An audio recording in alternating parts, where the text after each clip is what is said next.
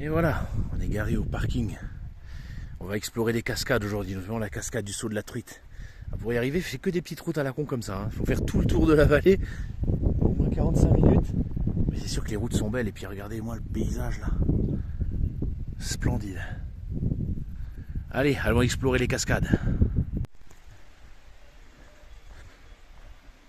Petite bergerie abandonnée. On voit souvent dans le secteur. C'est assez courant.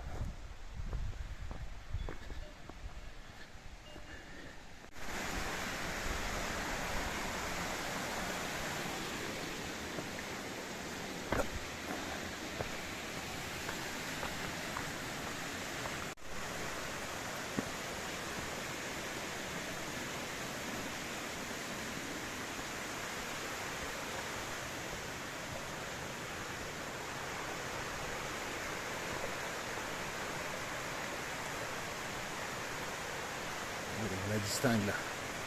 On y est presque. Voilà la cascade du Saut de la Truite. Elle est splendide. Je sais pas combien elle fait de haut. Ouais, je dirais une bonne quinzaine de mètres. À vue de nez. Après il y a le torrent qui dévale. On va s'approcher un peu.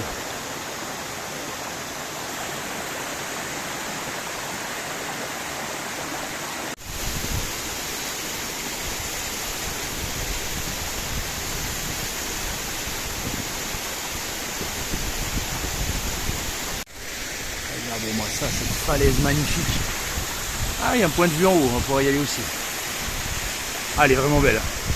Il y a un petit trou d'eau pour se baigner, pour les courageux, mais bon là, à vue de nez, elle doit faire peut-être 10 degrés au mieux. Faut quand même être courageux. Hein.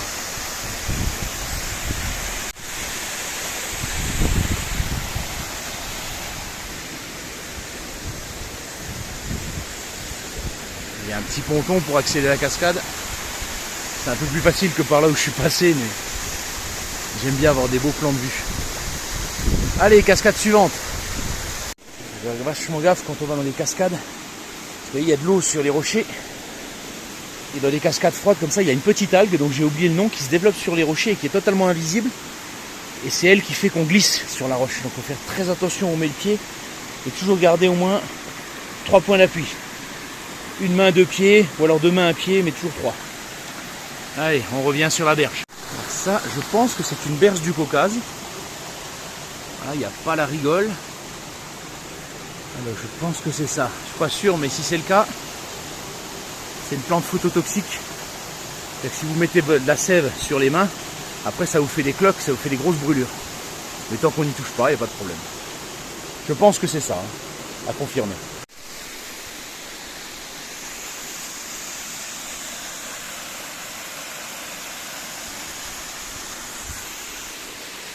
Là, on est tout au sommet de la cascade, à son point de départ.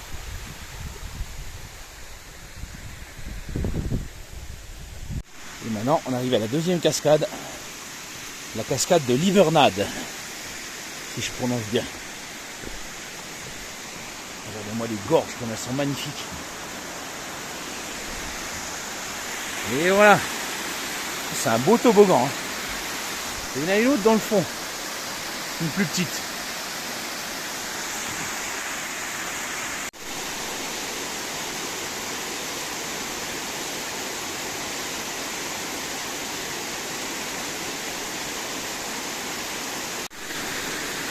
Vraiment une belle gorge là, quand tu descends. Un petit ruisseau là, mais.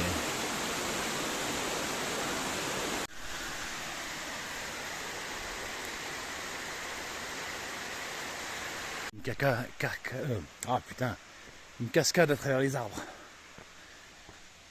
T'aurais bientôt la voir. Bon, jusqu'à présent, le chemin est plutôt facile. Hein. Je pense que c'est bien balisé. Je pense que ma carte hygiène, j'en aurais même pas besoin. Voilà, c'est rocailleux. Voilà, c'est pas du macadam, c'est sûr, mais bon, c'est relativement facile avec quelques bons pompons de randonnée. Maintenant, on descend vers la prochaine cascade. La cascade de l'arbre de la biche. Celle-là aussi, elle a l'air vachement grande. Hein. Vue à travers des arbres. Je pense que le spectacle va être largement à la hauteur. Alors, découvrons ensemble Cette fameuse cascade de la truite, de l'arbre de la biche, qu'est-ce que je raconte? Oh, magnifique.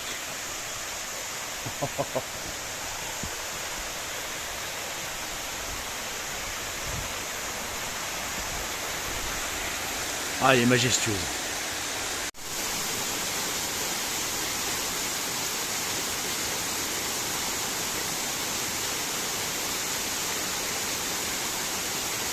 On est vraiment dans un cadre absolument magnifique.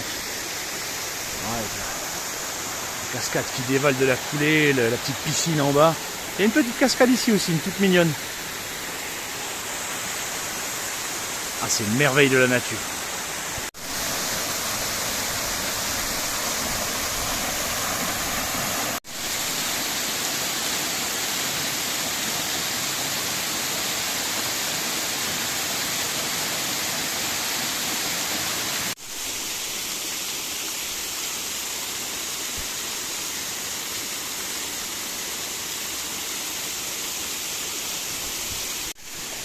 Sur le côté de la cascade, ça fait comme un rideau de pluie.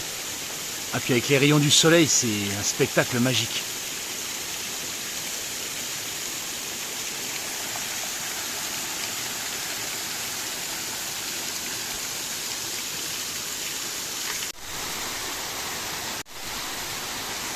Allez, on va dire au revoir à la cascade de l'arbre de la biche. Et on va aller vers celle de Grandval maintenant. Celle qui est la plus haute.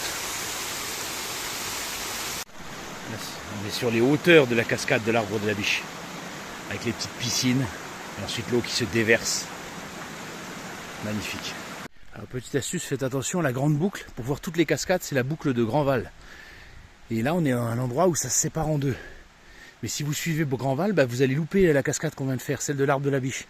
Donc quand vous arrivez là, vous prenez à droite, vous prenez le petit pont qu'il y a là, vous descendez la cascade, et une fois que vous avez vu, vous remontez, et vous reprenez à nouveau Grandval. Si vous suivez que Grandval, bah vous loupez la cascade là et c'est dommage parce qu'elle est vraiment magnifique. Allez, on s'y remet. Hier, vous avez plein de petites cascades là. Vous voyez, 1, 2, 3. Nous on voit les grandes cascades, 4 cascades, je vais y arriver, principales. Mais il y en a plein de toutes petites comme ça, plein de sauts tout le long de la rivière. Et en fait sur la balade, bah, on fait que remonter la rivière. Donc si vous aimez marcher avec le bruit de l'eau, c'est vraiment super. Au fur et à mesure qu'on monte, les ruisseaux deviennent de plus en plus petits. Je suis curieux de voir à quoi ressemble la cascade de Grandval, celle qui est la plus haute. On commence à sortir de la forêt. On arrive sur les prairies. Et en face de nous, c'est le plomb du Cantal. Le sommet le plus haut du Cantal. Pas le plus haut d'Auvergne. Le plus haut d'Auvergne, c'est le Puy de Sancy. La cascade doit pas être loin. Moi, j'aurais bien poussé jusqu'au plomb du Cantal, mais je vois pas de chemin sur ma carte IGN.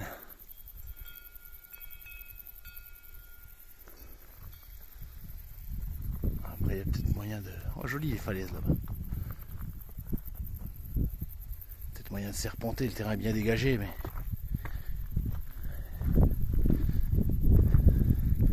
Donc là, c'est la face sud du plomb du Cantal. Sud-est, on va dire. L'autre face, il y a toute la station de ski, donc c'est moins beau. Ici, c'est la partie sauvage. Et voilà la cascade de Grandval. La petite dernière. Après, c'est le plomb du Cantal derrière. J'ai failli la louper, hein. J'étais 50 mètres plus loin. Comme quoi, il faut toujours se louper.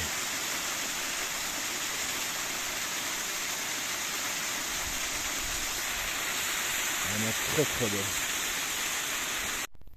Là, vous avez une petite sangsue.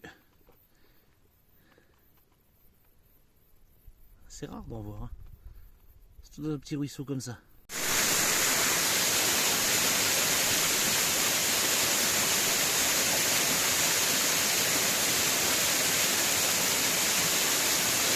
Maintenant. Mais il nous reste une dernière cascade à voir qu'on va voir en descendant. La 5e et dernière de la journée. Et là on va vers la dernière cascade. Celle du Traou de Longue. Alors je ne sais pas si je prononce bien. Hein. Voilà, on la voit qui se dessine. On y est presque. Et voilà, celle-là elle est beaucoup plus petite.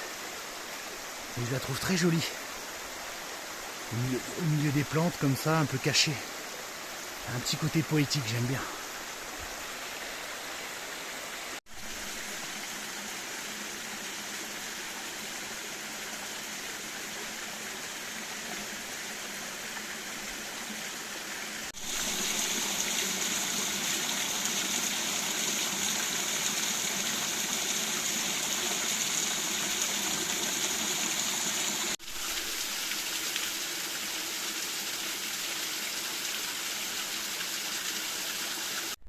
Et voilà, on voit le parking avec la voiture, la randonnée se termine. Bon, je l'ai bouclé en 3 heures. Hein. La randonnée de Grandval, ils disent 3h30 sur le plan. Bon, je l'ai fait en 3 heures et pourtant j'ai bien glandé. Hein. J'ai pris les vidéos, j'ai pris mon temps. Voilà. Mais bon, en même temps, une belle balade comme ça, il n'y a aucun intérêt à le faire rapidement. Vous voyez, les cascades, elles sont là, elles sont tout dans le vallon. Et maintenant, il n'y a plus qu'à aller à la maison, se reposer un petit peu.